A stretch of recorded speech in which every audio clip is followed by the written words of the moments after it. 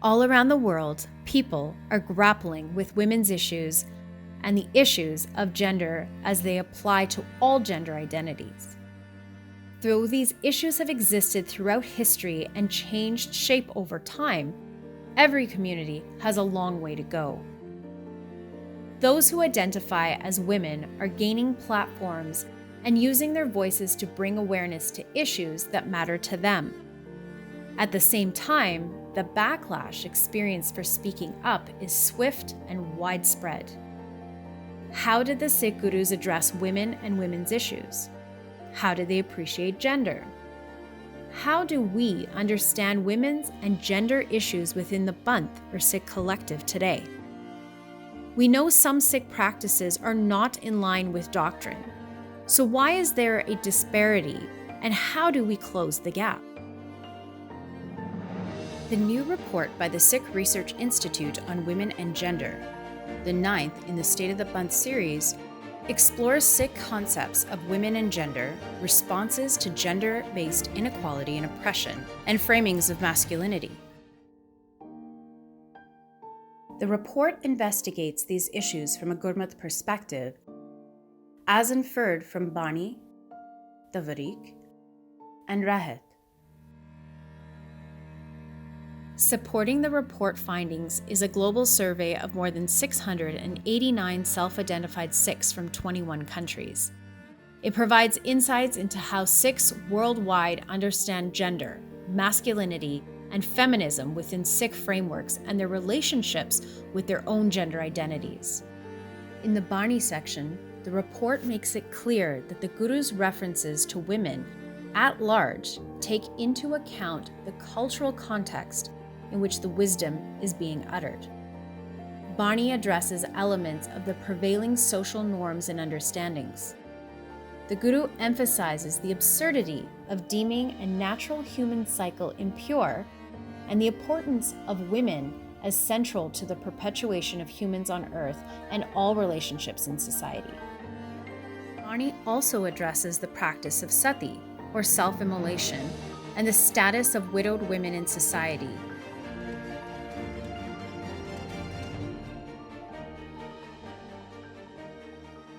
As well as kurimar, a female infanticide.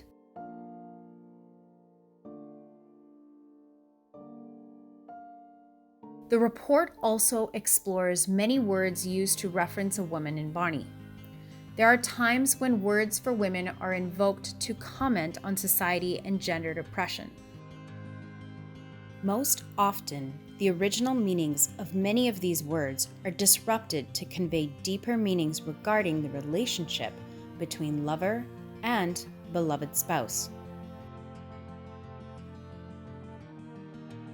Every interpretation of these terms refers to the human bride or the seeker, the self in relation to Ekam God as the divine husband, regardless of gender identity. These words become about the self and what individuals ought to do in their relationships with the One. The Tavarik section shows us that throughout Sikh history, we can understand women and gender in the context of Sikh women who have destroyed stereotypes imposed by gender norms and expectations. The Gurus also addressed the subjugation of women through Sikh institutions and the extension of the Sikh revolution through the Guru period.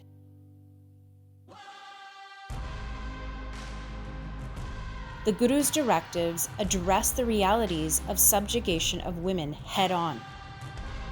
Sikh women took on public leadership roles in the Guru and post-Guru periods. They made important decisions and were active agents in history. They engaged in selfless service to the Guru and dedicated themselves to the Guru and the Panth's development.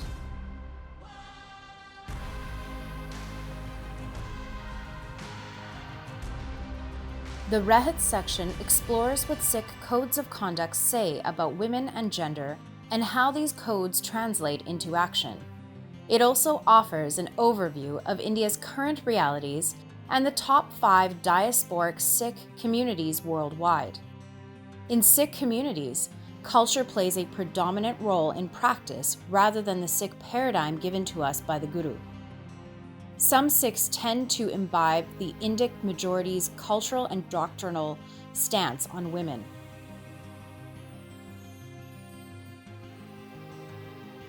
Male-oriented language and vocabulary have also been introduced in some translations of Sikh scriptures, while rhetoric about the Sikh values of justice and equality can cover up the reality of inequality, misogyny, and sexism prevalent in our communities.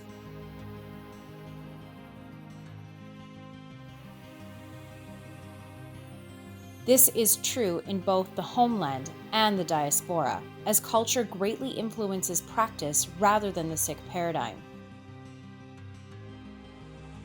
There is still much work to be done in living out the ideals of the Gurus. The supporting survey reflects current opinions on women and gender within the global Sikh community. The majority of respondents, 86%, understand that women and men may be the same or different, but they are equal with no gender-specific roles. An even greater majority of respondents, 89%, believe that feminist advocacy is not anti-Sikh, meaning that the majority of respondents believe Sikhi and feminist advocacy are not at odds with one another. A majority of respondents, 52%, still think on some level within the binary, but still showed an understanding of gender as a socially constructed category. An overwhelming majority of respondents, 96%, believe that all Sikhs, regardless of gender identity, are responsible for addressing women and gender issues. This points to an understanding that these issues are a Sikh practice problem that requires the Panth's cooperation and investment to solve. Wrapping up the report are recommendations to help individuals and institutions better understand Sikh concepts of women and gender and address disparities in percept and practice.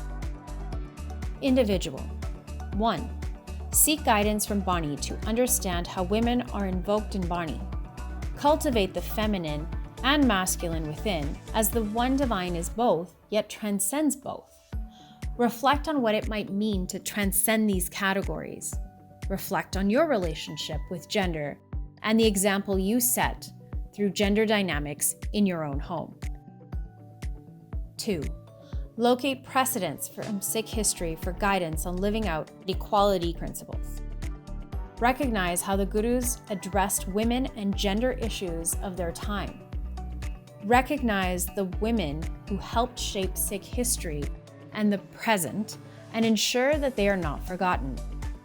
3. Understand where there may be gaps in current codes of conduct and reflect on a more egalitarian framing. Recognize that women and gender issues are only solvable if Sikhs of all gender identities commit to addressing them. 4. Support, encourage, and engage women in leadership roles in Sikh organizations and institutions. Advocate for women in all spaces. 5. Form support networks between women to empower one another through a sense of community. Institutional. 1. Make mandates for women as active boards, leadership, councils, panels, and staff members. Make extra efforts where necessary to have non-male representation and involvement. Encourage and empower those who identify as women to participate in all forms of seva. Make institutions and spaces safe, welcoming, and comfortable for those who identify as women. 2. Stay responsible and accountable to the community you serve by revoking the power of abusers or those who do not honor the Sikh principle of equality. 3. Make an effort to use gender-neutral language in Bani translations and Sikh spaces. Make an effort to remove barriers that keep women from practicing fully in Sikh spaces and institutions through financial aid and childcare. 4. Educate Sikhs about women and gender issues and foster conversations in Sikh spaces. 5. Participate in women and gender forums and create allyship on projects where Gurmat and project stands are similar. The report contributes significantly to the global discourse about Sikh notions of women and gender. It supports its findings with Gurmat-based sources and opinions from members of the Panth itself. To read the full Women and Gender in Sikhi report, visit www.sikhri.org/SOTP.